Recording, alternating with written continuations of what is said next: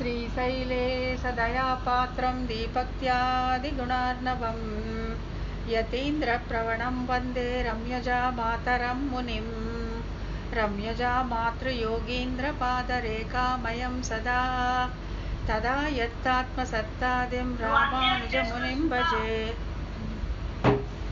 Unmute చేయబడదు ఇది unmute చేయవాలి. लक्ष्मीनाद समारंभां नादयामुनमध्यमाम् अस्मदाचार्यपर्यन्तां वन्दे गुरुपरम्परां यो नित्यमच्युतपदाम्बुजयुग्मरुक्मा व्यामोहदसदितराणि तृणाय मेने अस्मद्गुरोर्भगवतोऽस्य दयैकसिन्धोः रामानुजस्य चरणौ शरणं प्रपद्ये. माता पिता युवतयस्तनयादिविभूतिः सर्वं यदेव नियमेन मतन्वयानाम् आद्यस्नः कुलपतेर्वगुलाभिरामं श्रीमत्ततङ्घ्रियुगलं प्रणमामि मूर्ध्ना.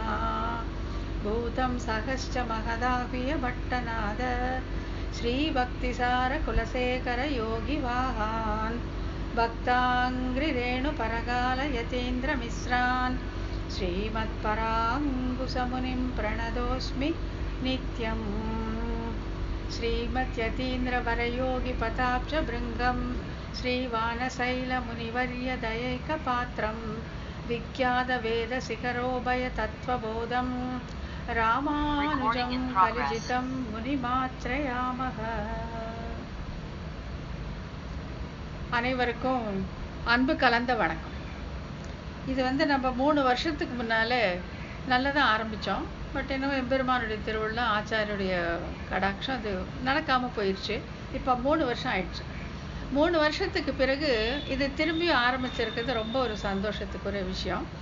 இதை பெருமுயற்சி எடுத்து செய்த ஸ்ரீமதி ஜெயஸ்ரீ மற்றும் ஸ்ரீமான் தன்ராஜ் அவர்களுக்கு என்னுடைய மனமார்ந்த நன்றியை தெரிவித்துக் கொள்கிறேன். இங்கே சேர்ந்திருக்கிற எல்லாருமே நம்முடைய மிகவும் அன்புக்கு உரியவர்கள்.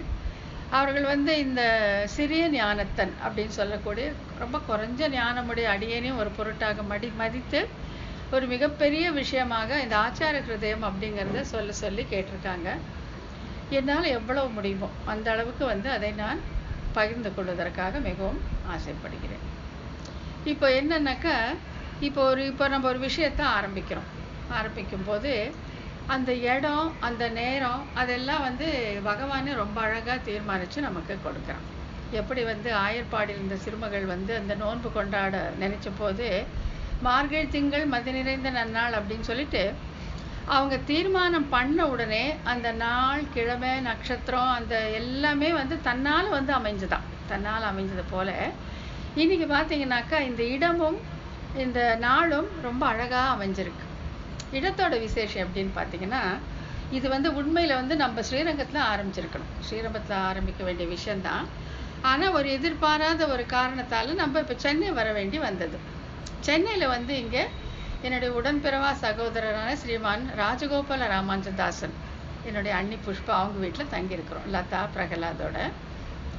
இங்கே ஸ்ரீமான் ராஜகோபாலன் சுவாமி தான் எனக்கு முதல் ஆச்சாரியர் அப்படின்னு நான் சொல்லுவேன். எனக்கா இந்த ஸ்ரீ வைஷ்ணவம்னா என்னன்னு தெரியாது, திவ்ய பிரபந்தம்னா என்னவே தெரியாது இருக்கிற காலத்தில் எனக்கு ஒரு குழந்தைக்கு சொல்லிக் கொடுக்குற மாதிரி சொல்லிக் கொடுத்து என்னை இந்த சம்பிரதாயத்தை முதல்ல கொண்டது அவர் தான் ஸ்ரீமான் ராஜகோபால் ராமானுஜதாசன் என்னுடைய உடன்பிறவா சகோதரர். இது நான் சொல்லியிருப்பேன், பலமுறை பகிர்ந்திருக்கேன். இருந்தாலும் இன்றைக்கும் அந்த பகிர்ந்துக்கலாங்கிற ஒரு ஆசையால் சொல்கிறேன். அப்போ இந்த ஸ்ரீ வைஷ்ணவம் பற்றியோ இந்த சம்பிரதாயம் பற்றியோ எதுவுமே தெரிஞ்சிருக்குல்ல. அப்போ ஒரு கீத உபன்யாசத்துக்கு அடியேன் போயிருந்தேன். அங்கே ககன் சைத்தன்யா அப்படின்னு சொல்லிட்டு ஒருத்தர் அங்கே போயிருந்தப்போ ஒரு 6வது அத்தியாயம் கீதை சொன்னார். அதை கேட்டுக்கிட்டேன். அப்போ பெருசாக தெரியல, பட் இருந்தாலும் கேட்டேன். அப்போ அவர் ஒரு நாள் அவர் சொன்னார், இப்படி ஓகேவா? ஹலோ சரி. அவர் ஒரு நாள் சொன்னார், திருவாசகத்துக்கு உருகார் ராலேதா చూడు ఇప్పుడుమా ఇప్పుడు அவர் சொன்னாரு, திருவாசகத்துக்கு உருகார் ஒரு வாசகத்துக்கும் உருகார் திருமாலை அறியார் திருமாலை அறியார் அப்படின்னு சொன்னார். அப்போ இந்த திருவாசகத்திற்கு உருகார், ஒரு வாசகத்துக்கும் உருகார்னது புரிஞ்சது. அந்த திருவாசகம் அப்படிங்கிற நூலை படித்து உருகாதவர்கள், மன உருக்கத்தை ஒரு மாற்றத்தை அடையாதவர்கள் வேறு எதை படித்தாலும் உருக மாட்டாங்க அப்படிங்கிறவர். அவ்வளவு தூரம் மனசை உருக்கக்கூடியது அந்த திருவாசகம் என்கிற நூல். அது புரிஞ்சது. ஆனால் திருமாலை அறியார் திருமாலை அறியார் அப்படிங்கிறது புரியல. இது என்ன 2 திருமாலை வருது இதில், திருமாலை அறியார் திருமாலை அறியார்னு என்னன்ட்டு. அப்போ நான் வீட்டுக்கு வந்தோடனே அண்ணன் கிட்ட தான் கேட்டேன், ஸ்ரீமான் ராஜகோபாலன் சுவாமி கிட்ட. அவர் சொன்னார், முதல் திருமாலை அப்படிங்கிறது தொண்டரடிப்பொடி ஆழ்வார் அருளி செய்த திருமாலை என்னும் திவ்ய பிரபந்தம்.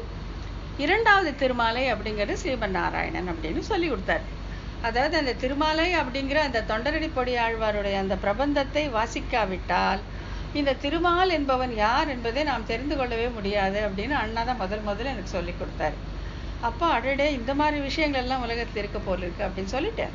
நான் அவர்கிட்டே கேட்டேன், அண்ணா எனக்கு இந்த திருமாலை அந்த மொத்தமாக எனக்கு சொல்லி கொடுங்க அப்படின்னு சொன்னப்போ முதல்ல அந்த 4 திவ்ய பிரபந்த மா எஸ்மா எஸ்மா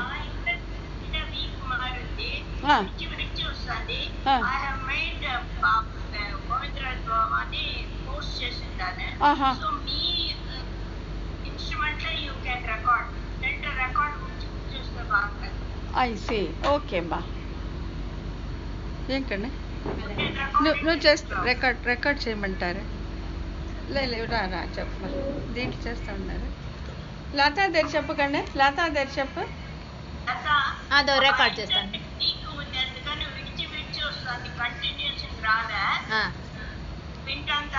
వింటాను. అందుకనే ఆయన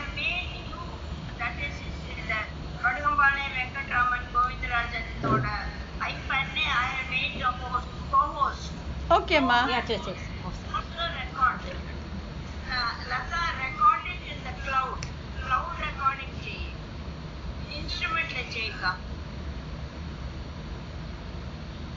చేస్తాను. I will start recording. Shall I get up? Record ఎక్కడని చూస్తాను. ఆ మోర్ల 3 పుల్లి ఉంది చూడు, అదే దాంట్లో చూస్తానంట. Recording stopped.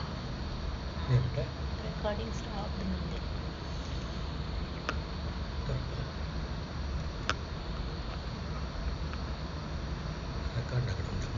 Record to the cloud.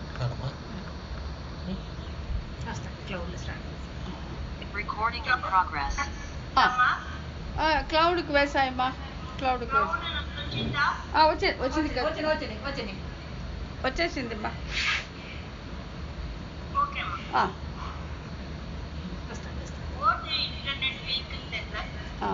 Anyway இப்போ நம்ம மேற்கொண்டு தொடரலாம். கிளவுடு. ஸோ அந்த வானத்தில் మా ఏం చెప్తావమ్మా?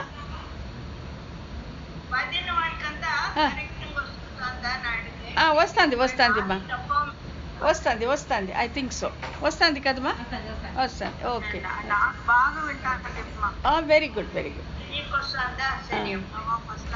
அப்போ அதுதான் இப்போ வந்து நம்ம என்ன சொல்லிட்டு இருந்தோம், இந்த திருமாலை அறியார் அப்படிங்கிறத அண்ணா எனக்கு விளக்கிட்டு திவ்ய பிரபந்தங்களை வாங்கி கொடுத்தார். எளிமையான விளக்கத்தோடு கூடிய திவ்ய பிரபந்தங்களை வாங்கி கொடுத்தார். இது நடந்தது வந்து 2000வது வருஷத்தில் நடந்தது. இப்போ ஆகையால அவருடைய இந்த திருமாளிகையிலே இருந்து இது தொடங்குறது ஒரு பெரிய சந்தோஷமான விஷயமா இருக்கு. இதை வந்து நம்ம சம்பிரதாயத்தில் எப்படி சொல்லுவாங்க அப்படின்னு சொன்னாக்கா, ஒரு அழகான உதாரணத்தின் மூலம் விளக்குவாங்க. என்ன அப்படின்னாக்கா, இப்போ நம்ம ஒரு அவரை விதையை வந்து விதைச்சு அதில் பயிர் பண்ணணும், அதை அனுபவிக்கணும்னு நம்ம நினைக்கிறோம். அப்போ என்ன பண்ணுவோன்னா, அந்த அவரை விதையை வந்து நல்ல ஒரு மண்ணை திருத்தி அதில் தண்ணியெல்லாம் ஊற்றி எருவெல்லாம் வச்சு அதை புதைச்சி வச்சுருவோம். புதைச்சி வச்ச உடனே அதில் வந்து ரொம்ப சின்னதாக ஒரு முளை வரும். அதுலேருந்து மெலீஸாக ஒரு முளை வரும். அதை டென்ட்ரில் அப்படின்னு சொல்லுவாங்க. அந்த மாதிரி மெலீஸாக வரும். இப்போ அது வந்து அதை பிடிச்சிக்கிட்டு ஏறுறதுக்கு அதுக்கு ஒரு சப்போர்ட், ஒரு ஆதாரம் வேணும். அந்த ஆதாரமாக அந்த விவசாயி என்ன பண்ணுவானாக்கா, ஒரு சுள்ளிக்குச்சியை நட்டு வச்சிருவான். சுள்ளிக்குச்சியை நட்டு வச்ச உடனே அந்த மெலீஸான அந்த கொடி வந்து அதை சுற்றி படரும். அது கொஞ்சம் ஸ்ட்ராங் ஆனப்புறம் கொஞ்சம் வலுவாக ஆனப்புறம் ஒரு கயிறை கட்டி விடுவாங்க. அதுக்கப்புறம் ஒரு குச்சி வலுவான குச்சியை நட்டு வைப்பாங்க. அதுக்கப்புறம் பந்தல் போட்டு அதில் வந்து அந்த கொடி ஏறிடும். ஏறி அந்த அவரைக்காய் காய்ச்சி அதை வந்து அந்த விவசாயி எடுத்து அனுபவிப்பான். இப்போ நம்ம சம்பிரதாயத்தில் என்ன சொல்கிறாங்கன்னா, அந்த முதல்ல அந்த மெலீசாக வரக்கூடிய அந்த கொடியை அந்த ஆதாரம் கொடுக்கக்கூடிய அந்த சுள்ளி குச்சி, அந்த சுள்ளி குச்சி தான் வந்து இந்த மாதிரி இந்த பரம பாகவதர்களான ஸ்ரீ வைஷ்ணவர்கள் அப்படின்னு சொல்லுவாங்க.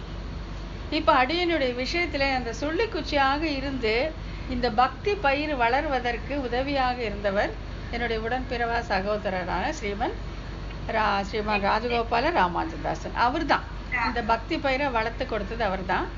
அதுக்கப்புறம் ஆச்சாரியரான கலியன் வானமாமலை ராமானுஜியர், அப்புறம் மற்ற ஸ்ரீ வைஷ்ணவர்கள் எல்லாமே சேர்ந்து அந்த பக்தி பயிர் விளைய ஆரம்பிச்சு இப்போ கொஞ்சம் பலனும் கொடுக்குதுன்னு நினைக்கிறேன். இது கிடைக்கக்கூடிய அந்த பலனை வந்து இப்போ ஒரு 80 அவ அனுபவித்து கொண்டிருக்கிறான். கைங்கரியத்தையும் கொடுத்து அதை செய்யும்படி வச்சிருக்கிறான் அப்படிங்கிறது தான் இது. ஆகையால இந்த இட விசேஷம் இன்னைக்கு சொன்னேன். அவருடைய திருமாளிகளை இதை ஆரம்பிக்கிறது ரொம்ப பொருத்தமாக தோணுச்சு.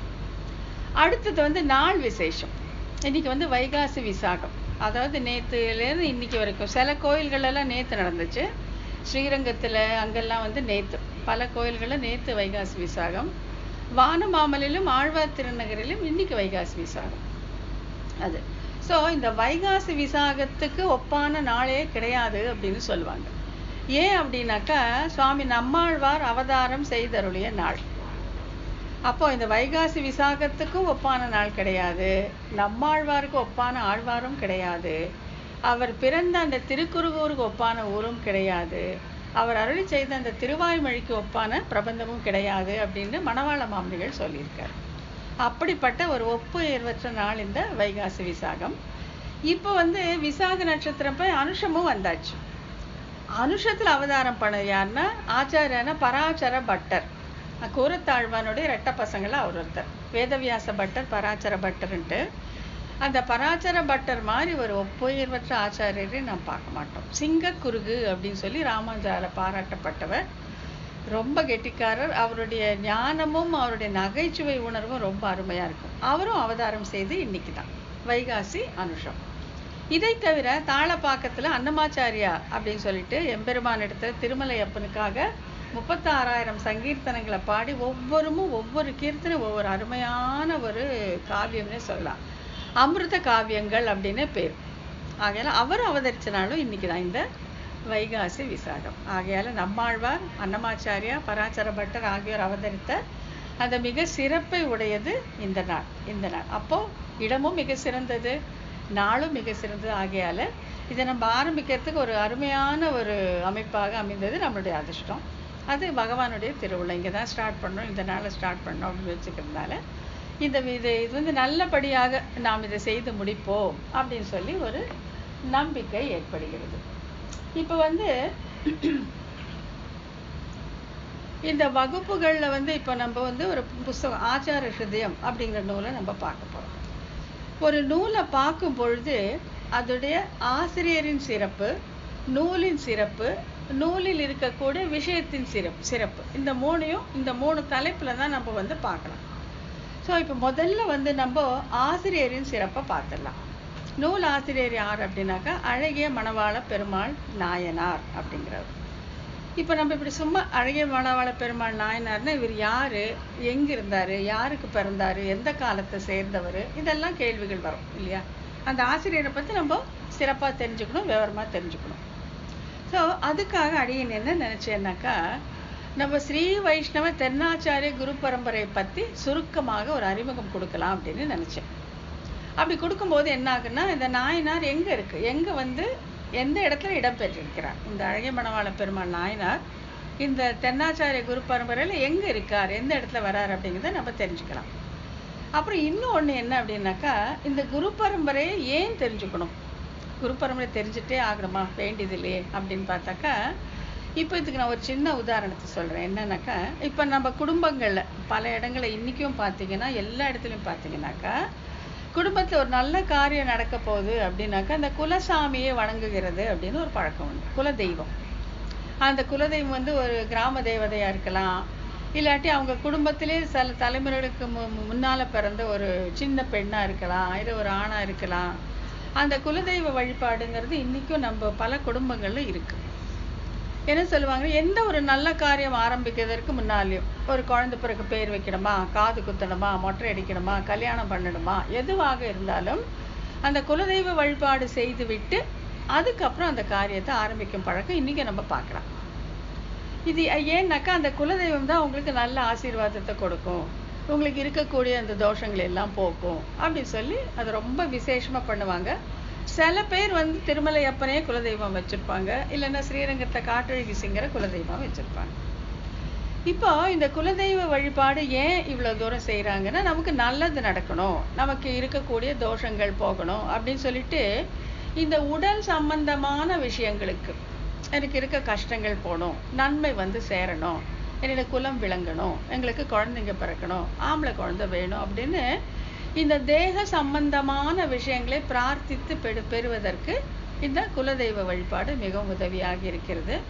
ரொம்ப பெரிய அளவில் வந்து கொண்டாடப்பட்டு வருகிறது.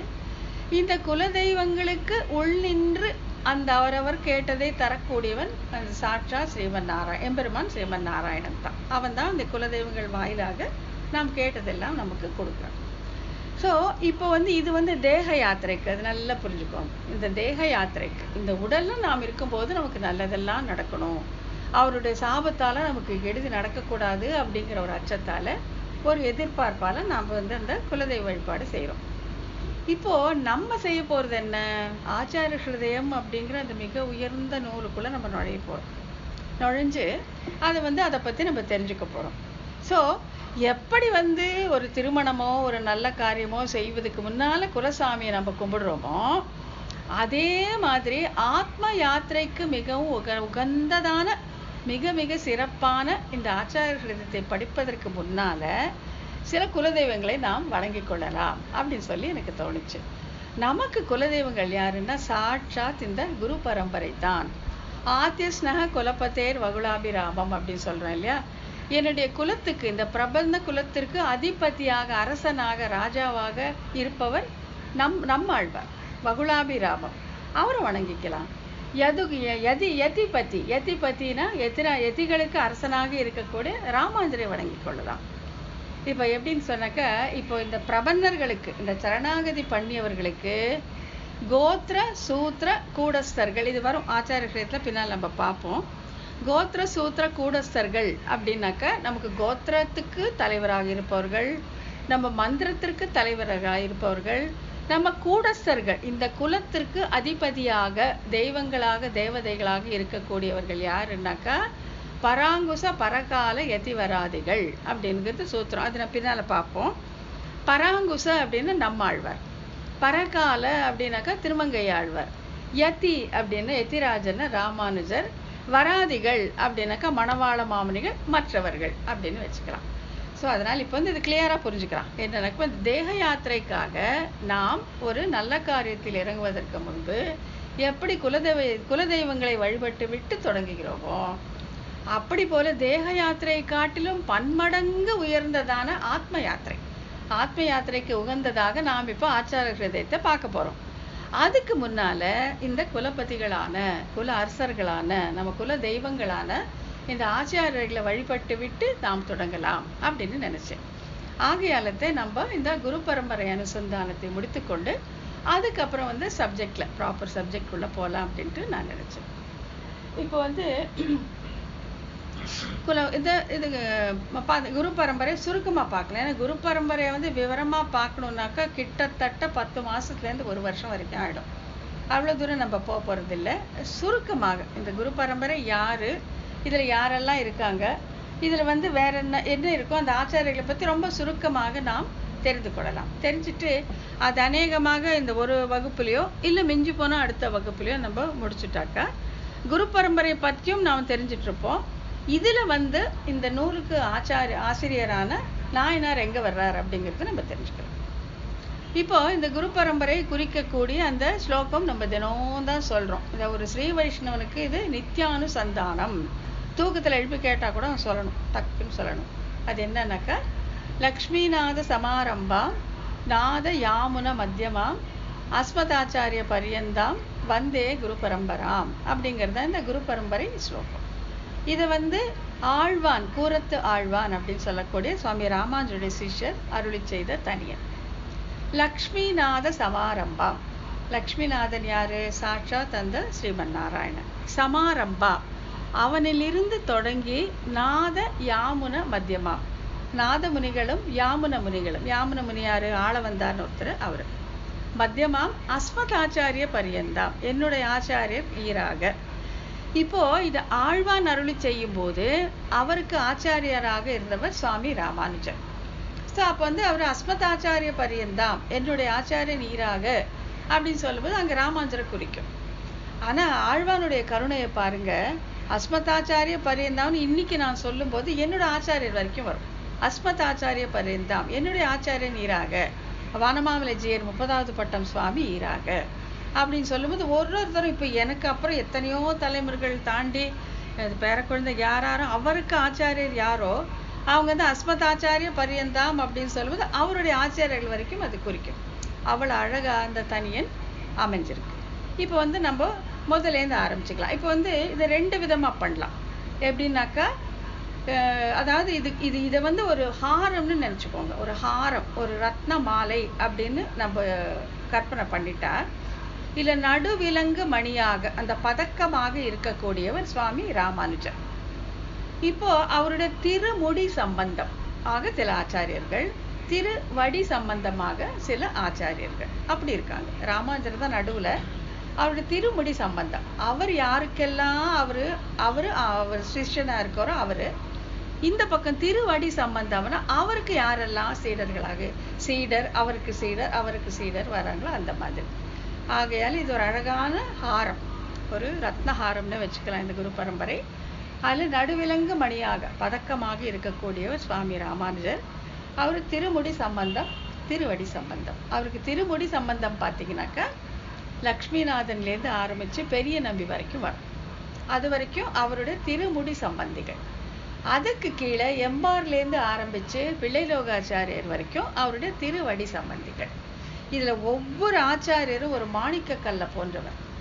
அவருடைய ஞானமும் அவருடைய கருணையும், அதாவது இந்த சம்பிரதாயம் போய் சேரணுமே, இந்த சம்சாரிகள் எப்படியாச்சும் உஜ்ஜீவனம் அடையணுமேங்கிற அந்த ஆதங்கம் அந்த ஒவ்வொரு ஆச்சாரியருடைய வாழ்க்கையிலும் நம்ம ரொம்ப தெளிவாக பார்க்கலாம். அவங்க பண்ண அந்த தியாகம் எல்லாமே வந்து நம்ம சுருக்கமாக பார்த்துக்கலாம். டீட்டெயிலாக பார்த்தா ரொம்ப நல்லா இருக்கும். அது இந்திய பட்சம் பார்த்துக்கலாம். அது இப்போ முதல்ல வந்து லக்ஷ்மிநாத சமாரம்பா. ஸ்ரீமன் நாராயணன் தான் முதல் ஆச்சாரியன், ஃபர்ஸ்ட் ஆச்சாரியன். அவன் ஏன் தான் இதை பண்ணான்? எதுக்காக இந்த குரு பரம்பரை ஏற்படுத்தினான்? சும்மா அவன் பாட்டுக்கு வைகுண்டத்தில் இருந்துட்டு இதுங்க என்ன வாட்சும் பண்ணிட்டு எப்போவாச்சும் வந்து சேரட்டும் இருந்திருக்கலாம். ஆனால் அவன் வந்து கருணையே உருவானவன். அதுவும் இல்லாமல் இந்த ஜீவர்களுடனான சம்பந்தத்தை அவன் நினைத்தாலும் விட முடியாது, நாம் நினைத்தாலும் விட முடியாது. அறுக்க முடியாத தொடர் உறவே நமக்கு இங்கு ஒழிக்க ஒழியாது அப்படின்ட்டு. இப்போ சிருஷ்டி துவக்கத்துல பெருமாள் என்ன பண்றாரு அப்படின்னாக்கா, இந்த ஜீவர்களை படைக்கிறான். ஜீவர்கள் வந்து கர்ண கலேபரங்கள் இல்லாமல், கையும் இல்லை காலும் இல்லை உடலும் இல்லாம அந்த அணு அளவாக ஞான ஆனந்தங்களை மட்டும் தன்னுடைய தன்மையாக உடையவனாக எம்பெருமானுடைய உடல் மேலே ஒட்டி கொண்டு இருக்கிறான். சிருஷ்டி துவக்கத்துல பிரளயத்தின் முடிவுன்னு வச்சுக்கோங்களேன். அப்போ அது எப்படி வர்ணிக்கிறாங்கன்னா, ஒரு மெழுகு மேல தங்க துகள்கள் ஒட்டி கொண்டு இருப்பதை போல அப்படின்னு வர்ணிக்கிறாங்க. அந்த மாதிரி இருக்காங்க ஜீவர்கள் எம்பெருமானுடைய உடலோட சேர்ந்த அந்த சூக்ஷ்ம வடிவத்துல. எம்பெருமான் வந்து ஸ்ரீமன் நாராயணன், அவன் தான் சரீரி, அவன் தான் உயிர். இந்த மற்ற சித்தான இந்த அண்டம் வந்து அவனுடைய சரீரம், அவனுடைய உடல். அவன் சரீரி, இந்த அண்டம் அவனுடைய சரீரம்.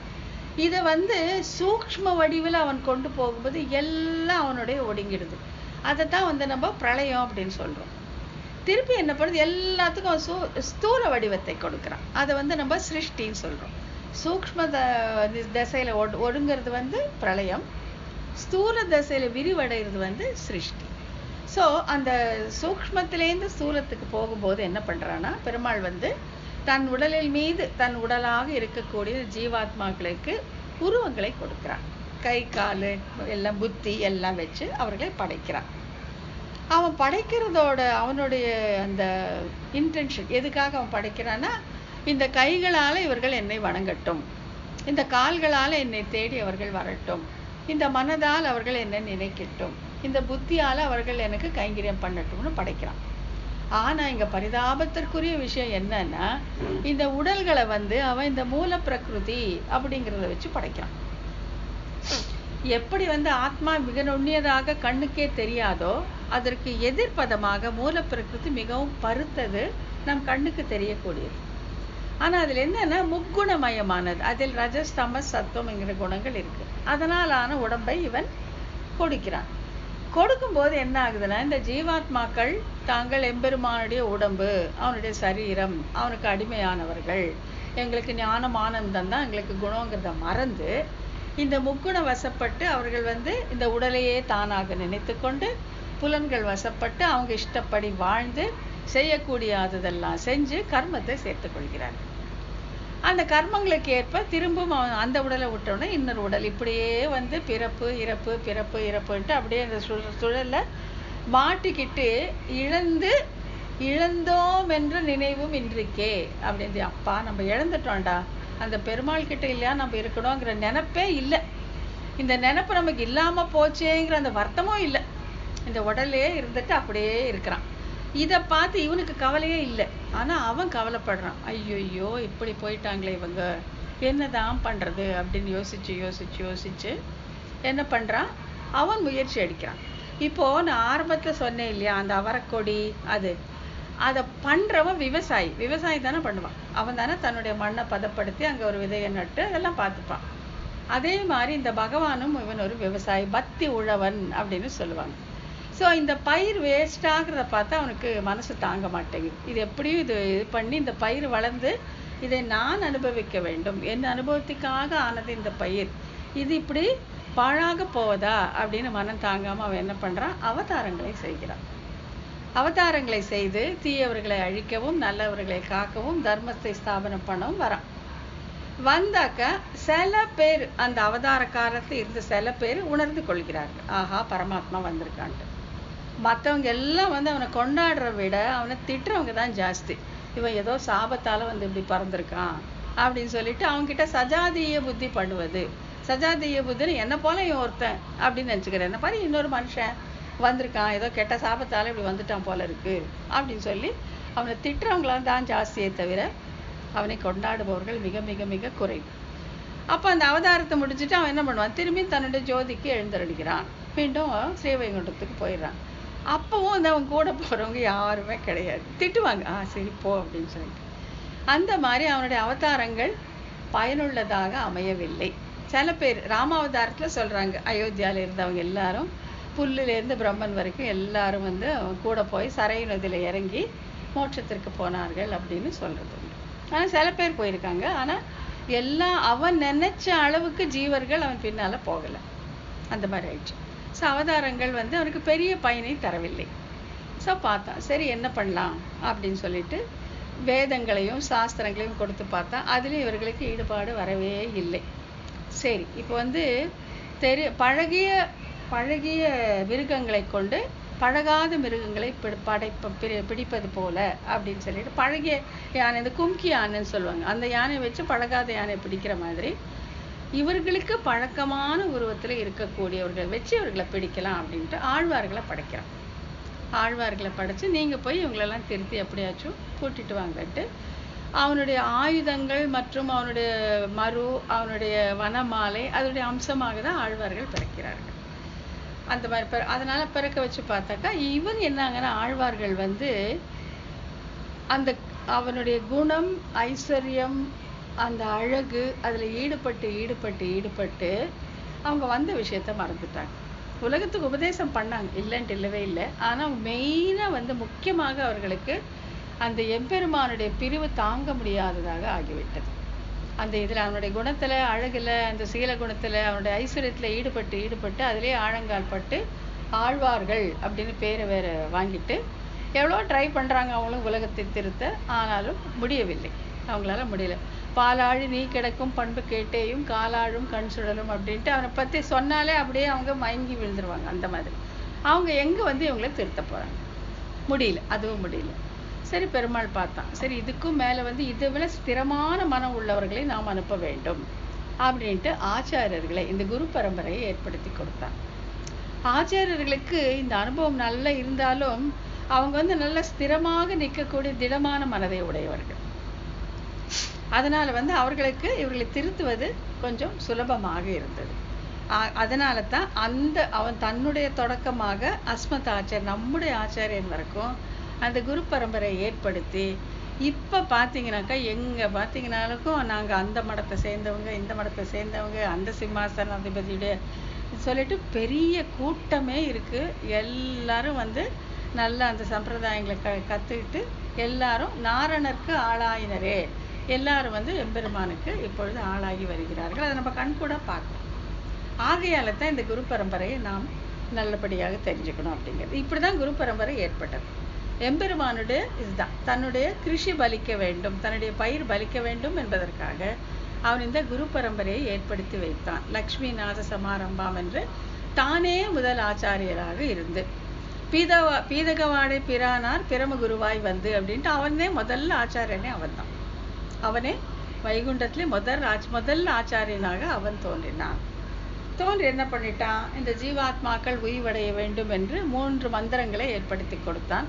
அது அப்புறம் பின்னால் பார்க்கலாம். இப்ப அவனுக்கு அடுத்த ஆச்சாரியர் யாரு அப்படின்னா சாட்சாத் பெரிய விராட்டியான ஸ்ரீ மகாலட்சுமி. அந்த மகாலட்சுமியை தன்னுடைய சிஷ்யாக வைத்து அவளுக்கு எல்லாவற்றையும் சொல்லி கொடுத்தான். அந்த 3 மந்திரங்களையும் எல்லா விசேஷ அர்த்தங்களையும் சொல்லி கொடுத்து குரு பரம்பரையில ஸ்ரீ பெருமாளுக்கு அடுத்த ஆச்சாரியராக இருக்கக்கூடியவள் ஸ்ரீ மகாலட்சுமி. இந்த ஸ்ரீ மகாலட்சுமியோட சிறப்பு என்ன அப்படின்னாக்கா கருணையே வடிவானவள், கருணையே வடிவானவள். எம்பெருமானுக்கு கூட சில சமயத்துல சீற்றம் ஏற்படும். ஏன்னா அவன் வந்து சர்வ சுதந்திரன் அப்படின்னு சொல்லுவாங்க. அதாவது ஒரு அங்குசத்தால் அடக்க முடியாத யானையை போன்றவன், சர்வ சுதந்திரன். அவன் இஷ்டப்படி என்ன வேணாலும் செய்வான்.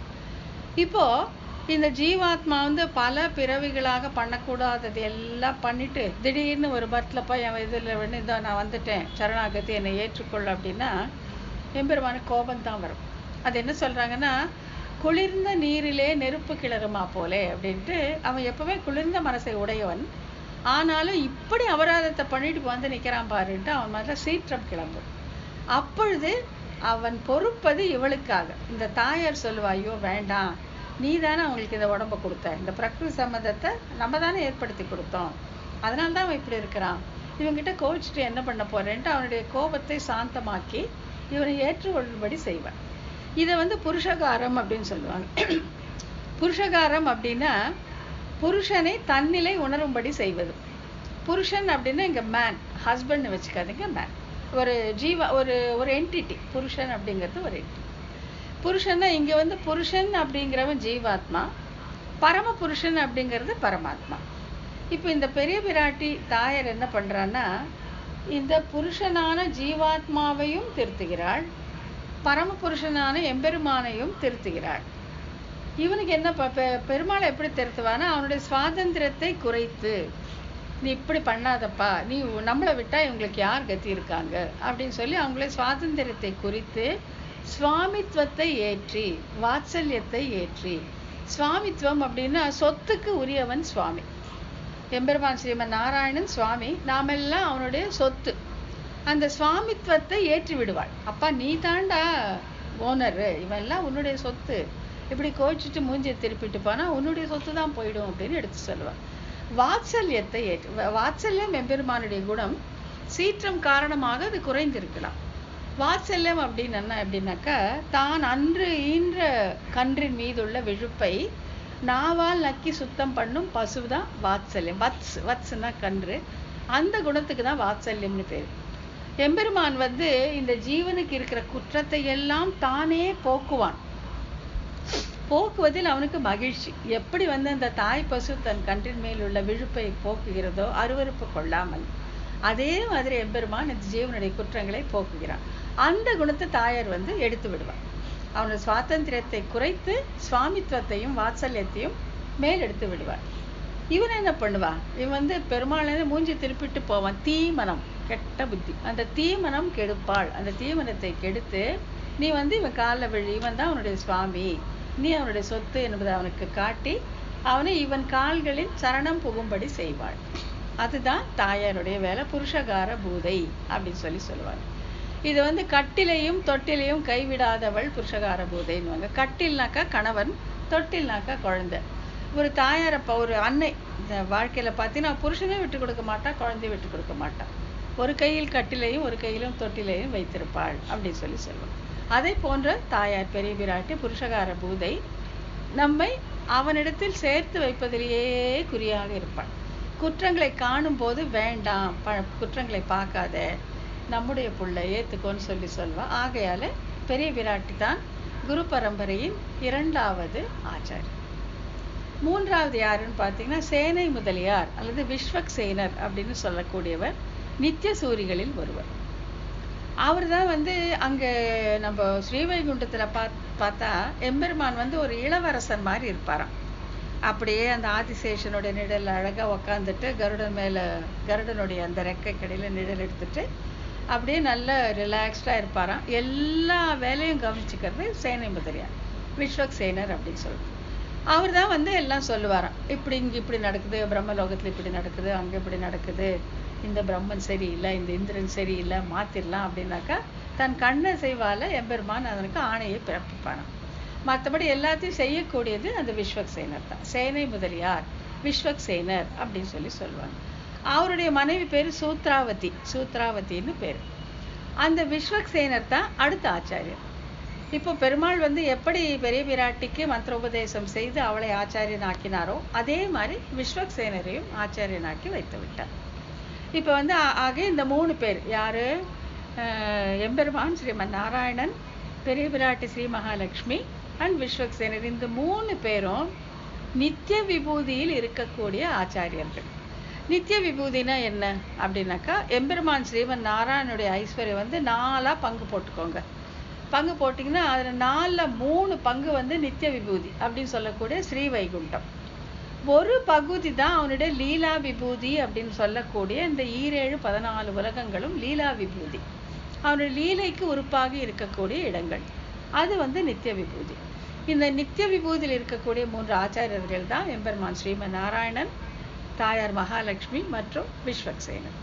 இதுக்கு அடுத்தது ஆச்சாரியர் வந்து லீலா விபூதி சுவாமி நம்மாழ்வார். அதோ இன்னைக்கு அவதாரம் பண்ணி அருளினாரே சுவாமி நம்மாழ்வார், சடகோபன், மாறன், காரிமாறன், அவனுக்கு நிறைய 50 பேர் இருக்குன்னு இன்னைக்குதான் போட்டிருக்காங்க ஒரு குரூப்ல.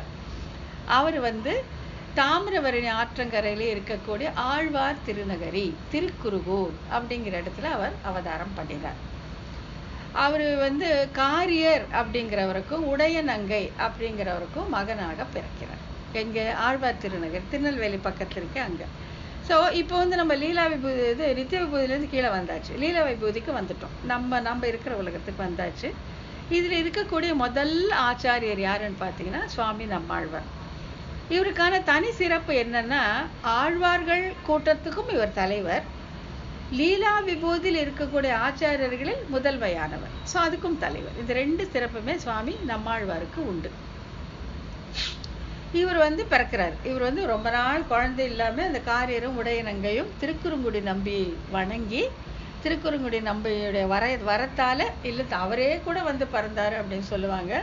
அதெல்லாம் நம்ம ஆச்சாரியத்தை ரொம்ப விவரமா பார்ப்போம். யார் இவரு, எப்படி பிறந்தாரு, ஏன் பிறந்தாருங்கிறத நம்ம பார்க்கலாம். இப்போ அங்க பிறந்தவர் என்ன பண்றாருன்னா இந்த பிறந்ததுலேருந்து அவர் அழலையாம், பால் குடிக்கலையாம், ஒண்ணுமே பண்ணலையாம், பேசாம இருந்தாராம். ஆனா நல்லா ஆரோக்கியமா அழகா இருந்தாராமா. அப்ப அதுக்குதான் என்ன அவருக்கு மாறன் அப்படிங்கிற பேரு. என்னன்னா மற்ற குழந்தைங்கலேருந்து மாறி இருந்தார் அப்படின்ட்டு. ஏன் இப்படி மாறி இருந்தார் அப்படின்னு சொன்னாக்க எல்லா குழந்தைங்களும் தாயாருடைய வயிற்றுல இருக்கும் பொழுது பெருமாள் கூடவே இருப்பான். கூடவே இருக்கும்போது இதுங்க பார்த்துட்டே இருக்கும், நல்ல சந்தோஷமா இருக்கும்.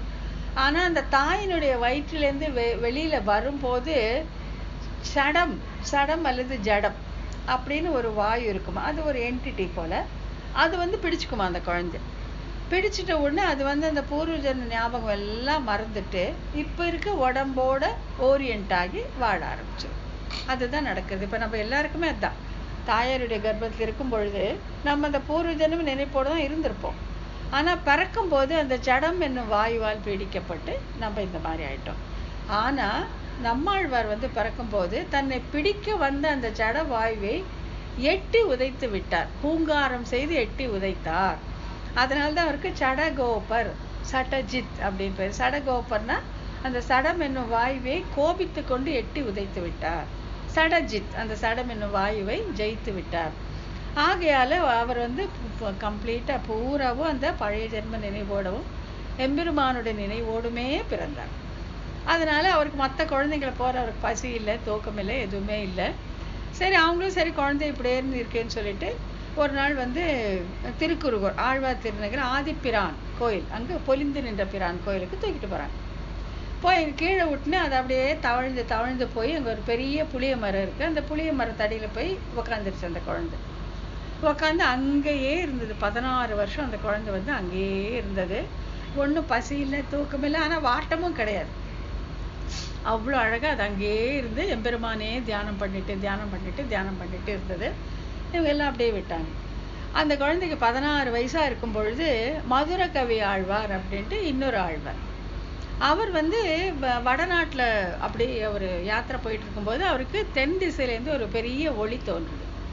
இது என்ன ஒளியா இருக்கும் அப்படின்னு அவர் தேடிட்டு வரும் பொழுது அவருடைய சொந்த ஊரான திருக்கோளூர் பக்கத்திலே இந்த ஒளி இருக்கிறத அவர் கவனிக்கிறார். திருக்கோளூருக்கும் ஆழ்வார் திருநகருக்கும் 4 கிலோமீட்டர் தான். திருக்கோளூர்ல வந்து மதுரகவி ஆழ்வார் பிறந்தாரு. ஆழ்வார் திருநகரியில நம்ம ஆழ்வார் பிறந்தாரு. இங்க வந்து பார்த்தப்போ அவர் வந்து வயசு ஜாஸ்தி, அவர் கிட்டத்தட்ட 60 வயசு ஆயிடுது. இவர் சின்ன பாலகன், 16 வயசு தான். சரி வந்துடுறாரு. வந்துட்டு என்ன பண்றாரு, இந்த புளிய மரத்தடில இவர் அந்த ஒளி இங்கிருந்து தான் வருதுன்னு தெரிஞ்சுட்டு இது யாரோ பெரிய மகான் போல இருக்கே அப்படின்னு ரொம்ப நேரம் நின்று பார்க்குறாரு. ஒன்றும் அசைவில்லை, ஒன்றும் இல்லை, உயிர் இருக்கு அவ்வளோதான். மற்றபடி அப்படியே அந்த பிரகாசமான அந்த திருமேனியோட உட்காந்துருக்காரு. ஸோ மதுரகவி என்ன பண்ணுறாரு, இது என்ன இது உயிரோடு இருக்கா இல்லையா, ப்ரெக்னென்ட் இருக்கா இல்லையான்னு தெரிஞ்சுக்கலான்னு சொல்லிட்டு ஒரு சின்ன கல் எடுத்து அவர் மேலே போடுறாரு. போட்ட உடனே அவர் கண் திறந்து பார்க்குறாரு.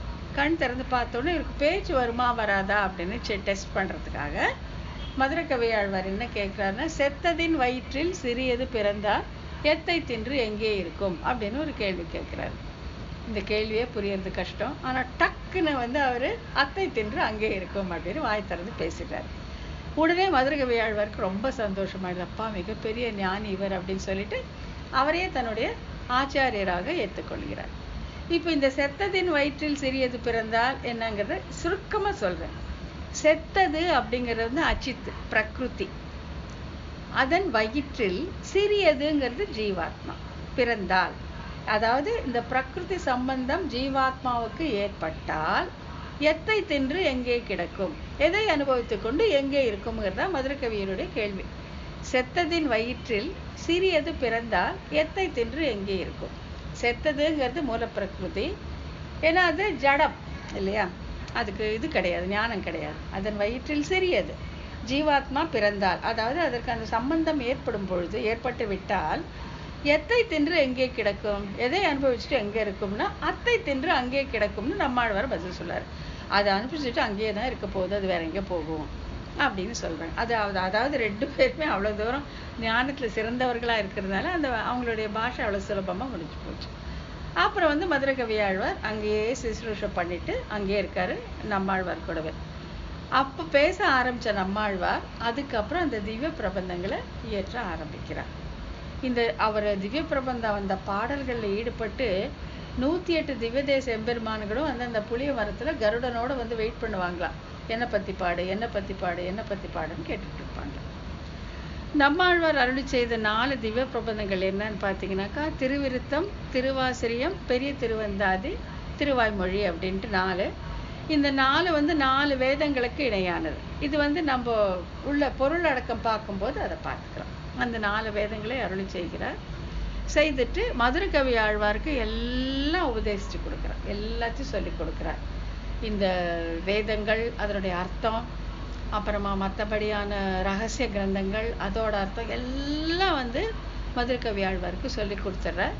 ரொம்ப அவருக்கு வந்து எம்பெருமானை பிரிஞ்சு இருக்கவே முடியல. ஏன்னா அங்கேருந்து தானே வந்தார், சேனை முதலியாருடைய அம்சமாக பிறந்தார் அப்படின்னு சொல்லுவாங்க. ஆகையால இங்கே இருக்கவே முடியல. ஆகையான பெருமாளை கால் கட்டி கெஞ்சி கூத்தாடி 32 வயசுல இந்த உடலை விட்டுட்டு அவரை பரமபதத்துக்கு போய்விடுறார்.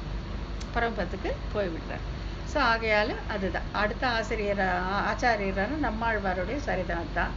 சடவாயுவை வென்றவர், சடகோபன் என்று பெயர் பெற்றவர், உணவு இடம் எல்லாம் இல்லாமல் இருந்தார். இந்த 4 வேதங்களுக்கு இடையாக 4 திவ்ய பிரபந்தங்களை செய்துவிட்டு அதையெல்லாம் மதுரகவி ஆழ்வாருக்கு உபதேசித்து விட்டு அவர் தன்னுடைய ஸ்ரீவைகுண்டத்துக்கு எம்பெருமானோட போய் சேர்ந்து விட்டார். அங்கே ஒரு ரொம்ப அழகான ஒரு இது உண்டு, இப்போ நடக்குது. அது என்னன்னா, இந்த உலகத்தார் நம்மாழ்வாரை பிரிஞ்சு இருக்க முடியல, பிரிஞ்சு எடுக்க முடியல. ஆகையால எல்லாரும் பெருமாளுக்கு விண்ணப்பம் பண்றாங்க, நம்மாழ்வாரை எங்களுக்கு கொடுக்கணும் நீங்க அப்படின்னு சொல்லிட்டு. அப்போ பெருமாளும் சரி நம்மாழ்வாரை திருப்பி அனுப்பலாம் அப்படின்னு சொல்லி நினச்சிக்கிறாரு. ஸ்ரீவைகுண்டத்துக்கு போனவங்க ஒருத்தரும் திருப்பி வரவே மாட்டாங்க. நச்ச புனராவர்த்ததே, திருப்பி வருதல் இல்லாதது தான் ஸ்ரீவைகுண்டம். ஆகையால நம்மாழ்வாரை அனுப்பணும்னு நினைக்கும் போது சேனை முதலியார் சொல்றாரு, ஐயோ இது ஆப்போசிட் த ரூல்ஸு, அனுப்பவே முடியாது நம்போனாக்கா அந்த ரூல் எல்லாம் கிழிச்சு போட்டுறான், நம்மாழ்வாரை அனுப்பணும் அப்படின்னு சொல்லிட்டு நம்மாழ்வாரை திருப்பி அனுப்புறார். அது இன்னைக்கும் நடக்கிறது, ஆழ்வார் திருநகரில் நடக்கிறது. ஒரு வருஷமும் நம்மாழ்வார் திரும்பி வருவது கொண்டாடப்படுகிறது. அவர் எந்த ரூபத்தில் வர்றாரு, யார் யாருக்கு கருணைப்படி யாரான்னு நமக்கு தெரியாது. ஆனால் இந்த ரிட்டர்ன் ஆஃப் நம்மாழ்வார் இப்போ ஆழ்வார் திருநகரில் கொண்டாடப்படுது. அப்போ நம்மாழ்வாருடையது முடிஞ்சிச்சு. அதுக்கு அடுத்த ஆச்சாரியர் என்ன சொல்ல, லக்ஷ்மிநாத சமாரம்பா நாத யாமுன மத்தியமாம் அப்படின்னு பார்த்தோம் இல்லையா. நாதமுனிகள் நம்மாழ்வாருடைய காலத்துக்கு ரொம்ப பின்னால் வந்தவர், ரொம்ப ரொம்ப ரொம்ப பின்னால் வந்தவர். அவர் பேர் ரங்கநாத முனி. ரங்கநாதர் இசையில் ரொம்ப ஈடுபாடு கொண்டவர், ரொம்ப ரொம்ப ரொம்ப ஈடுபாடு கொண்டவர். அவர் காட்டு மன்னார் கோயில் அப்படிங்கிற இடத்துல அவதாரம் பண்ணியவர். அங்கே பிறந்தவர். அங்கே பிறந்துட்டு அவர் இப்படியே பெருமாளுடைய சேவையிலேயே இருந்துட்டே இருக்கும்பொழுது அவருக்கு இன்னும் இதுக்கு மேலே ஏதோ இருக்குன்ட்டு அவருக்கு தோணிகிட்டே இருக்கு. ஒரு முறை அவர் அப்படியே திவ்ய தேச யாத்திரை போகும்போது கும்பகோணத்துக்கு வரார்.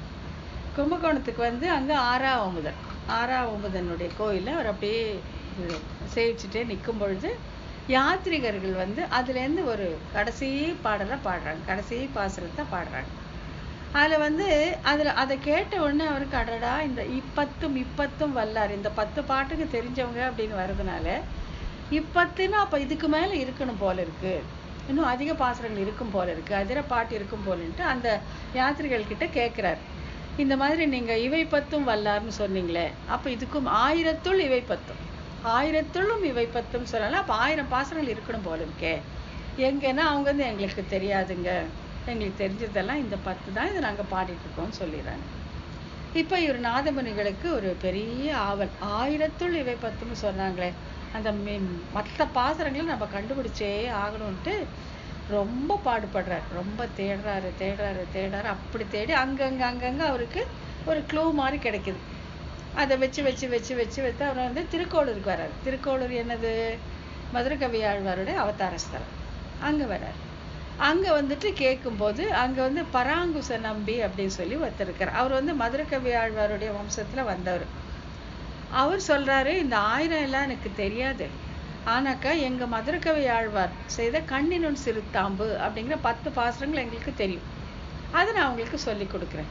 சொல்லி கொடுத்தா நீங்க என்ன பண்றீங்கன்னா 12,000 தடவை அதை நீங்க அது அனுசந்தானம் பண்ணினீங்க, நீங்க சொன்னீங்கன்னாக்கா நம்மாழ்வார் பிரத்யட்சமாக கூடும், ஆகி உங்களுக்கு அந்த 1000 பாசுரங்களை தரலாம் அப்படின்னு சொன்ன உடனே சரின்ட்டு இவர் இப்போ என்னன்னா, நாதமுனிகள் எல்லாம் அந்த காலத்துல யோக அபியாசம் அவர்களுக்கு இருந்தது. யோக நிஷ்டையில அவர்கள் வல்லவர்களாக இருந்தார்கள். அதாவது யோகம்னா அந்த தன்னை விட உயர்ந்த வஸ்துவோட, அந்த பரமாத்மாவோட ஒரு கனெக்ஷன் பண்ணக்கூடிய அளவுக்கு அவர்களுக்கு அந்த யோகம் இருந்தது. அதனால யோகத்துல எப்படியும் நம்மாழ்வாரை பார்த்துடலாம் அப்படிங்கிற நம்பிக்கையோட அவரு அந்த கண்ணினுன் சிறுத்தாம்பு 10 பாசுரங்கள் தான். கண்ணினுன் சிறுத்தாம்பினால் கட்டுண்ண பண்ணிய பெருமாயன் என் அப்பனில் நன்னி தென்குருவூர் நம்பி என்றக்கால் அன்னிக்கும் அமுதூரும் என் நாவுக்கே அப்படின்னு தொடங்கக்கூடிய ஒரு அற்புதமான ஒரு 10 பாடல்கள் கொண்ட ஒரு திவ்ய பிரபந்தம். ஆனா அதுக்கு 3 ஆசிரியர்கள் பெரிய பெரிய பெரிய வியாக்கியானம் எழுதியிருக்காங்க. கண்ணினுன் சிறுத்தாம்பு தனியாக அனுபவிக்க வேண்டிய ஒரு திவ்ய பிரபந்தம். அதை ரொம்ப அந்த நிஷ்டையோட ரொம்ப பக்தியோட அதை 12,000 முறை அவர் சொல்றார். யாரு, நாதமுனிகள். சொல்லும்போது நம்மாழ்வார் பிரத்யக்ஷம் ஆகிறார், அவரோட கனெக்ஷன் ஆயிடுது. கனிஷ்ணாயன அவர் வந்து நான் எல்லாம் உனக்கு சொல்லி கொடுக்குறேன், நீங்க கேட்டது ஒரு 1000 தானே, நான் 4000 சொல்லி கொடுக்குறேன்னு சொல்லிட்டு தான் செய்த அந்த 4 திவ்ய பிரபந்தங்கள், மற்ற ஆழ்வார்கள் செய்த திவ்ய பிரபந்தங்கள், மற்றபடி நிறைய ரகசிய கிரந்தங்கள், அதோட வியாக்கியானம் எல்லாத்தையுமே அவரு அந்த யோகம் வாயிலாக நம்மாழ்வார் நாதமுனிகளுக்கு கற்றுக் கொடுத்து விடுகிறார். கற்றுக் கொடுத்ததோடு இல்லாம இனி அதுல வந்து நீங்க பாத்தீங்கன்னா நம்மாழ்வாரோட திருவாய்மொழியில கலியும் கெடும் கண்டு கொண்மேன் அப்படின்னு வரும். அதுல என்ன சொல்றாருன்னா, இனி எதிர்காலத்துல ஒரு ஆச்சாரியர் வரப்போறார், அவர் வந்த உடனே இந்த கலிகாலம் கெட்டு ஒழியும் அப்படின்ட்டு ராமானுஜர் பிறக்க போறதை அப்பவே சூச்சகமாக காமிச்சு கொடுக்கிறார் சுவாமி நம்மாழ்வார். பணத்தோடு அல்லாம அந்த தாமரை வரும் நீரை காய்ச்சி அதுல வந்து அந்த விக்கிரகத்தை ராமானுஜர் எத்தனையோ 100 வருஷங்கள் 1000 வருஷங்கள் தாண்டி பிறக்க போறார். அந்த விக்கிரகத்தை நாதமுனிகளுக்கு கொடுக்கிறார். அந்த விக்கிரகத்துக்கு பேரு பவிஷ்யத் ஆச்சாரியார் விக்கிரகம் அப்படின்னு பேரு. இன்னைக்கும் நீங்க வந்து ஆழ்வார் திருநகரை போனா அதை சேவிச்சுக்கலாம். இப்ப அங்க என்னன்னா, அந்த பவிஷ்யதாச்சாரியர் அப்படிங்கிறதுக்கு என்ன நமக்கு இதுன்னா, அங்க வந்து வெள்ளை வேஷ்டி கட்டியிருப்பாங்க சுவாமி ராமானுஜருக்கு. இப்ப நம்ம பாக்குற சுவாமி ராமானுஜர் வந்து சன்னியாசி இல்லையா, திரிதண்டம் ஏந்திய சன்னியாசி. எங்க பார்த்தாலும் அவருக்கு வந்து காவி தான் இருக்கும். ஒரே ஒரு இது மட்டும் அந்த இதுல நம்ம சோழ அரசன் கிட்ட இருந்து தப்பிச்சுட்டு போகும்போது மட்டும் வெள்ளை சாத்தி கொண்டு போனார். அது ஒரு நிகழ்ச்சியாக மேல்கோட்டையில் இப்போ நடக்கிறது. ஆனா இந்த பவிஷ்யத் ஆச்சாரியர் அந்த சின்ன ராமானுஜர் வந்து வெள்ளை வேஷ்டி சாத்தியிருப்பார். இப்பவும் நீங்க வந்து போனாங்கன்னா ஆழ்வார் திருநகரில் தனி கோயிலே இருக்கு, பவிஷ்யத் ஆச்சாரியர் கோயில் இருக்கு. அதை கொடுத்துறார். அதே நாதமுனிகள் கிட்ட கொடுத்து எல்லாத்தையும் நாதமுனிகளுக்கு சொல்லி கொடுத்துட்றார். ஸோ நாதமுனிகள் வந்து அடுத்த ஆச்சாரியன் ஆகி விடுகிறார். அடுத்த ஆச்சாரியன் ஆகி அவர் என்ன பண்றாருனாக்கா, இந்த திவ்ய பிரபந்தங்களை அதாவது அதை வந்து வரிசைப்படுத்தி அதை பிரிக்கிறார். தனித்தனியா பிரிச்சு எல்லாவற்றும் இசையோட பண் அப்படிங்கிற அந்த இசை, அந்த தெய்வ கானத்துல இசையமைக்கிறார். இப்ப இருக்கிற ராகங்கள் இல்ல, அது வேற ராகம். அதிலே வந்து இந்த 4000 பாசுரங்களையும் பண்ணில் அமைத்து அதற்கு தாளத்தையும் போட்டு, அது மட்டும் அல்லாமல் அதை அபிநயத்தோட ஆடக்கூடியதையும் அவர் பரப்புகிறார். இப்ப இன்னைக்கும் நம்ம ஸ்ரீரங்கம், ஸ்ரீவில்லிபுத்தூர், ஆழ்வார் திருநகரி எங்கெல்லாம் பாத்தீங்கன்னாக்கா அரையர் சேவை அப்படின்னு ஒண்ணு நடக்கும். அதாவது அவங்க வந்து அந்த ஒரு அழகான ஒரு தொப்பியை போட்டு நிறைய மாலை எல்லாம் போட்டு கையில வந்து அந்த தாளத்தை வச்சுட்டு பாடுவாங்க. ராகத்தோட வந்து அந்த பிரபந்த பாசுரங்களே பாடுவாங்க. அவர்கள் தான் அரையர்கள். அந்த அரையர் சம்பிரதாயத்திற்கு முதல் ஆசிரியராக இருந்தவர் நாதமுனிகள். அதனால்தான் அவர் வந்து அந்த அரையர் சேவை தாளத்தோடு இந்த பாட்டுகளை பாடக்கூடிய அந்த முறையை சம்பிரதாயத்தை ஏற்படுத்தி வைத்தவர் நாதமுனிகள். ஆகையால லக்ஷ்மிநாத சமாரம்பா நாத யாமுன மத்தியமா. இப்ப நெக்ஸ்ட் யமுனை துறைவனை பத்தி சொல்ல போறோம். இந்த டைம்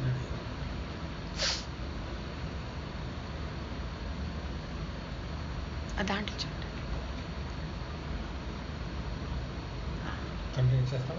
కంటిన్యూ చేస్తామా జయు? ఎట్లమ్మా? Hello జయు, hello. సరే, నాదమునిగల వరకు చెప్పేస్తామా? నాదమునిగలకి அடுத்தது పుండరీకాక్షన్ వరకు చెప్పేస్తాం, ఆళవందార్ వరకు చెప్పేస్తాం. அதான். ஸோ நாதமுனிகள். இப்போ நாதமுனிகளுக்கு அப்புறம் வந்து அவருக்கு சிஷ்யராக இருந்தவர் வந்து உய்யக்கொண்டான் மற்றும் குறுகை காவலப்பன் அப்படின்ட்டு 2 சிஷ்யர்கள். அவருக்கு நிறைய பேர் இருந்தாங்க, முக்கியமானவர்கள் இவர்கள் 2 பேர். யாருன்னா குறுகை காவலப்பன் மற்றும் உய்யக்கொண்டார் அப்படின்ட்டு. உய்யக்கொண்டார் வந்து இங்க ஸ்ரீரங்கம் பக்கத்துல திருவெள்ளரை அப்படிங்கிற திவ்ய தேசத்தை பிறந்தவர். அவருக்கு புண்டரீகாக்ஷன் அப்படின்னு பேர். அங்க இருக்க பெருமானுடைய பேரும் புண்டரீகாக்ஷன், இவருடைய பேரும் புண்டரீகாக்ஷன். மற்றவர் வந்து குறுகை காவலப்பன். இவங்க 2 பேர் தான் வந்து பிரதான சிஷ்யர்கள். யாருக்கு? நாதமுனிகளுக்கு. இப்போ நாதமுனிகள் வந்து யோக சாஸ்திரத்தில் வல்லவர்னு சொன்னேன் இல்லையா? அதாவது வந்து எம்பெருமானோடைய நீ வந்து பேசலாம், அவனோட உரையாடலாம், அவனுக்கு அது பிடிக்கும் அவருக்கு. ஸோ இப்ப நாதமுனிகளுடைய சொத்தாக யோக சாஸ்திரமும் இருக்கு, 4000 திவ்ய பிரபந்தங்களும் இருக்கு. இப்போ இந்த பிரதான சிஷ்யர்கள் 2 பேரையும் கூப்பிட்டு அவர் கேட்கிறாரு, உனக்கு என்ன வேணும், உனக்கு என்ன வேணும், யோக சாஸ்திரம் வேணுமா, திவ்ய பிரபந்தங்கள் வேணுமா அப்படின்னாக்கா, குறுகை காவலப்பன் வந்து யோக சாஸ்திரத்தை வாங்கிக்கிறார். இவர் புண்டரீகாட்சன் உய்யகொண்டார் என்ன சொல்றாருன்னா, பிணம் கிடக்க மனம் புணர்வார் உண்டோ அப்படின்னு ஒரு கேள்வி கேட்கிறார். அதுக்கு என்ன அர்த்தம்னா, இதோ இங்க கோடான கோடி மக்கள் இந்த தேகம் வேற ஆத்மா வேறங்கிறதே தெரிஞ்சுக்காம பிணத்தை போல இருக்காங்க. சரியா? இப்படி பிணங்கள் மாதிரி அறிவில்லாம இப்படி ஆயிரக்கணக்கானவர்கள் இருக்கும் பொழுது மனம் புணர்வார் உண்டோ? நான் ஒருத்த மட்டும் எம்பெருமானோட கூடி குலாவுனா மனம் புரிந்த மாதிரி இருக்கும். வீட்டை புடத்தை வச்சுட்டு யார் கல்யாணம் பண்ணிப்பாங்க? ஆகையால இந்த பிணம் கிடக்கையில் மனம் புணர்தல் எனக்கு வேண்டாம், எனக்கு திவ்ய பிரபந்தங்களே கொடுங்க அப்படின்னு சொல்லி வாங்கிக்கிறார். ஆகையால அந்த நாதமுனிகளோட 2 சிஷ்யர்கள்ல புண்டரீகாட்சன் என்ன உய்யகொண்டார் வந்து திவ்ய பிரபந்தங்களை கேட்டு வாங்கிக்கிறாரு. குறுகை காவலப்பன் யோக ரகசியத்தை வாங்கிக்கிறார். வாங்கிட்டு புண்டரீகாட்சன் இப்ப என்ன ஆச்சுன்னா, இப்ப நாதமுனிகளுக்கு கிடைச்ச அந்த பவிஷ்யதாச்சாரியர் விக்கிரகத்தை அப்படியே குரு பரம்பரையில வந்துட்டே இருக்கு, கைமாறி. நாதமுனிகளுக்கு யாருக்கு கொடுத்தாரு? புண்டரீகாட்சனுக்கு உய்யகொண்டாருக்கு கொடுத்துட்டாரு. அவர் வச்சுட்டு அதை ஆராதனை பண்ணிட்டே வராரு. இப்போ இந்த பொறுப்பு என்னன்னாக்கா, இந்த குரு பரம்பரை இந்த ஆச்சாரியோட பொறுப்பெல்லாம் என்னன்னா, இந்த பவிஷ்யதாச்சாரியர் விக்கிரகத்தை வச்சு காப்பாற்றக்கூடியவங்களா இருக்கணும். அப்புறம் வந்து இந்த லக்ஷ்மிநாதன் ஏற்படுத்தி கொடுத்த இந்த சத் சம்பிரதாயத்தை கெடாமல், அதில் எந்தவித மாற்றமும் வராமல் அதை கொண்டு செல்பவர்களாக இருக்க வேண்டும். அந்த மாதிரி ஆச்சாரியர்களை தேர்ந்தெடுத்து வேண்டும் என்கிற இந்த மிகப்பெரிய பொறுப்பு இந்த குரு பரம்பரையில் உள்ள எல்லா ஆச்சாரியர்களுக்கும் இருந்தது. அதனால வந்து இப்போ வந்து நம்ம எங்க வந்துட்டோம்? புண்டரீகாட்சன் வரைக்கும் வந்துட்டோம். நாதமுனி, அதுக்கப்புறம் புண்டரீகாட்சன் இல்லாட்டி உய்யகொண்டார், புண்டரீகாட்சாய நமக அப்படின்னு சொல்லக்கூடிய அந்த ஆச்சாரியர். அவருக்கும் பல சிஷ்யர்கள் இருந்தாங்க. அதுல முக்கியமானவர் வந்து ராமமிஸ்ரர் அப்படிங்கிறவர். அவருக்கு மணற்கால் நம்பி அப்படின்னும் பேர் உண்டு. அவருக்கு ஏன் வந்து மணற்கால் நம்பின்னு பேர் வந்துச்சுன்னா, ஒண்ணு வந்து மணற்கால் அப்படிங்கிற ஊர்ல பிறந்தார், மணற்கால் ஊர்ல பிறந்தவர்ன்ட்டு. இல்லை, இன்னொரு முக்கியமான காரணம் என்ன அப்படின்னாக்கா, இந்த உய்யகொண்டாருடைய பத்தினி திருதேவியார், அவருடைய மனைவி வந்து குழந்தைங்க சின்ன வயசுல இருக்கும்போதே அவங்க பரம்பத பிராப்தி ஆயிடுது. 2 பெண் குழந்தைகள். அவங்கள விட்டுட்டு அந்த அம்மா இறந்துடுறாங்க. அந்த 2 குழந்தைங்களை வந்து இவர் பார்த்துக்கிறார். யாரு? இந்த ராமமிஸ்ரர் அப்படின்னு சொல்லக்கூடிய மணற்கால் நம்பி தன்னோட ஆச்சாரியனுடைய குழந்தைகளை அவ்வளோ பிரியமா பார்த்துக்கிறார். அவங்க குளிக்கிறதுக்கு காவேரிக்கு கூட்டிட்டு போவாராம். அந்த 2 சின்ன பெண் குழந்தைங்க அது குடிச்சிட்டு அந்த சேரில் நடந்து வர்றதுக்கு அவங்களுக்கு கால் கூசுமா, நடக்க மாட்டாங்களாம், அங்கேயே நிற்பாங்களாம், தண்ணியிலேயே நிற்பாங்க. அப்போ இவர் என்ன பண்ணுவாரா, அந்த சேத்துல இவர் படுத்துக்கிட்டு தன் முதுகு மேல அதுங்களை நடந்து போக சொல்லுவாராம். அவங்க வந்து அந்த அந்த மணற்கால் நம்பியோட முதுகு மேல கால் வச்சு நடந்து போய் அந்த பக்கம் போயிடுவாங்க. அந்த மாதிரி அந்த குழந்தைங்களோட மணல் கால் அந்த முதுகின் மேல இருந்ததுனால அவருக்கு மணற்கால் நம்பி அப்படிங்கிற பேரும் உண்டு. அந்த மாதிரி இப்போ இந்த நம்ம திருப்பாவையில கூட பார்த்தீங்கன்னா ஒரு பாசுரத்தையும் ஒரு ஆச்சாரியரை குறிப்பதாக வரும். அது பெரிய சுவாபதேச விளக்கு இருக்கு. அதுல கனைத்திளங் கற்றுருமே கன்றுக்கு இறங்கி அப்படிங்கிற பாசுரத்துல சொல்லப்பட்டது ராமமிஸ்ரர் மணற்கால் நம்பி அப்படின்னு சொல்லுவாங்க. ஏன்னாக்கா கன்றுக்கு இறங்கி, அந்த தாய் பசு எப்படி கன்றுக்கு இறங்கி இருக்குமோ அந்த மாதிரி தன்னுடைய ஆச்சாரியருடைய குழந்தைகளை இறங்கி அவரை தன் முதுகு மேல நடக்க வைத்தார் அப்படின்னு சொல்றது. ஆகையால மணற்கால் நம்பி. லக்ஷ்மிநாதன், பெரிய விராட்டி, விஸ்வக்சேரர், நம்மாழ்வார், நாதமுனிகள், உய்யகொண்டார், அதுக்கப்புறம் மணற்கால் நம்பி. மணற்கால் நம்பிக்கு பிறகு வந்த மிக பெரிய ஆச்சாரியர் தான் ஆளவந்தார் அப்படின்னு சொல்லக்கூடிய யமுனை துறை நாத யாமுன மத்தியமாம் சொல்றோம் இல்லையா, அந்த யாமுனாச்சாரியர். அவருடைய கதை வந்து ரொம்ப பெருசு, ரொம்ப டீட்டெயில்டு. அதை வந்து நம்ம அடுத்த வகுப்புல பார்த்துக்கலாம். எப்படி வந்து ராமமிஸ்ரர் கஷ்டப்பட்டு ஆளவந்தாரை இந்த சம்பிரதாயத்துக்கு கொண்டு வந்தார் அப்படிங்கிறத நம்ம விளக்கமா பார்க்கலாம். அதுதான் இந்த குரு பரம்பரை வந்து சொன்னேன் இல்லையா, அவர்கள் பண்ணிய தியாகம், அவர்கள் எடுத்துக்கொண்ட இந்த முயற்சி, அதாவது இந்த பவிஷ்யதாச்சாரிய விக்கிரகத்தையும் காப்பாற்றணும், இந்த சத் சம்பிரதாயம் சிறிதும் கெடாமல் கடைசி வரைக்கும் செல்ல வேண்டும் அப்படின்றதுக்காக அவங்க பண்ணின அந்த முயற்சி. அதுல வந்து ரொம்ப பண்றது இவர் ராமமிஸ்ரர்னே சொல்றான். ரொம்ப ரொம்ப கஷ்டப்பட்டு ஆளவந்தார் அப்படின்னு சொல்லக்கூடிய யாமுனாச்சாரியரை நம் சம்பிரதாயத்துக்கு கொண்டு வருகிறார். அதை வந்து நம்ம விளக்கமா பார்க்கலாம் அடுத்த வகுப்புல அதை நம்ம பார்த்துடலாம். இப்போ இது வரைக்கும் சொன்னதுல ஏதாச்சும் டவுட் ஐயங்கள் இருந்தாலும் இல்லை வேற ஒப்பீனியன் சொல்லலாம், இல்லை இது விளக்கணும்னாலும் யாராவது முன் வந்தாக்கா கண்டிப்பாக செய்யலாம். இதில் ஏதாச்சும் ஐயங்கள் இருந்தாலும், இல்லை இது கொஞ்சம் இன்னும் கூட டீட்டெயிலாக சொல்லலாம். ஷாமலா இருந்திருந்தா நீங்கள் சொல்லியிருப்பாங்க, அவங்கள காணும்.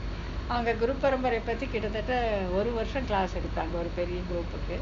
அவங்க இன்னும் இன்னைக்கு காணும். யாராச்சும் ஏதாச்சும் இன்னும் சொல்லணுன்னாலோ, இல்லை இன்னும் எக்ஸ்பேண்ட் பண்ணணுன்னாலோ, இல்லை ஐயங்கள் இருந்தாலும் கேட்டுக்கலாம்.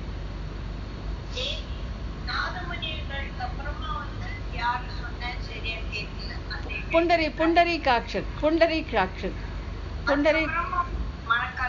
மணற்கால் நம்பி. புண்டரீகாட்சனுடைய இன்னொரு பெயர் வந்து உய்யகொண்டார். அதுக்கப்புறம் மணற்கால் நம்பி வரைக்கும் நம்ம இன்னைக்கு வந்திருக்கோம். ஆளவந்தார்லேருந்து நாளைக்கு பார்த்துடலாம்.